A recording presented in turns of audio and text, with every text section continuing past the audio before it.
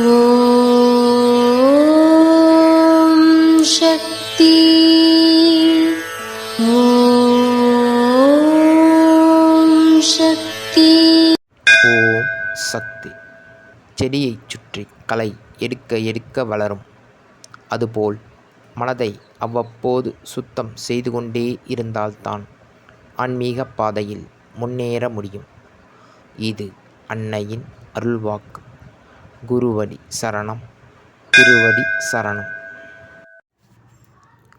ஓம் சக்தி.